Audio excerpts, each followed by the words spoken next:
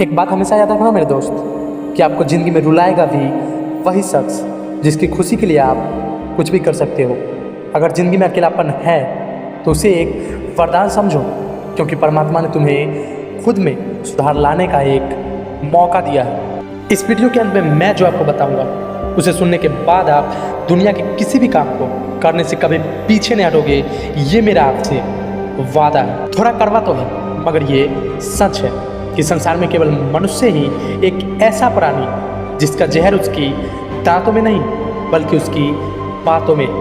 तारीफ खुद की करना फिजूल है, क्योंकि खुशबू खुद ही बता देती है कि कौन किसका फूल है। ये जिंदगी है मेरे दोस्त, और तनाव से केवल समस्या ही आती है। अगर समाधान को खोजना है तो मुस्कुराना तो पड़ेगा।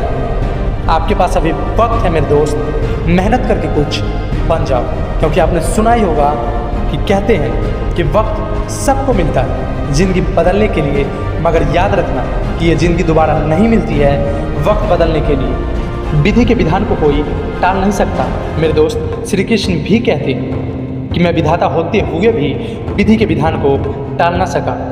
आप जानते होंगे कि श्री कृष्ण राधा को चाहते थे और कृष्ण को मीरा चाहती थी, लेकिन उनकी पत्नी बनी कौन? तो रुक्मणी।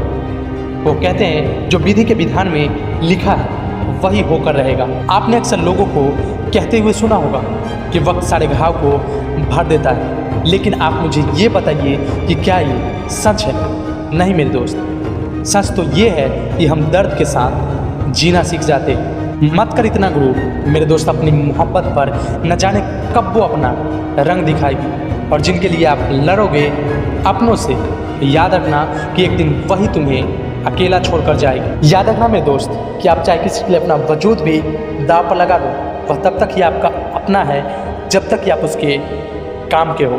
जिस दिन आप उसके काम के नहीं रहोगे या फिर कोई गलती कर दोगे, उस दिन वह आपकी सारी अच्छाइयों को भूलकर अपनी औकात दिखाई देंगे। कितनी अजीब बात है ना कि एक साथ चार कंधे को देखकर मुर्दे के मन में विचार आ ही गया कि एक ही काफ़ी होता अगर जीते जी सहारा मिल गया होता। ये दुनिया है मेरे दोस्त, और यहाँ इंसान नहीं बोलता बल्कि उसके दिन बोलते हैं, और जब दिन सही ना होना तो इंसान चाहे कितना भी बोले पर उसकी कोई सुनता नहीं है, और ये हकीकत है। याद रखना मेरे दोस्त कि इस दुनिया में अगर आपको नौकरी ना मिले ना तो परेशान कभी मत होना, क्योंकि नौकरी ना मिलने का सीधा अर्थ है कि ज़िंदगी ने आपको मालिक बनने का मौका दिया। एक ऐसे इंसान की स्टोरी है जो बचपन के समय में स्कूल तो कभी नहीं गए, लेकिन आज के समय में दुनिया के नंबर 1 साइंटिस्ट है।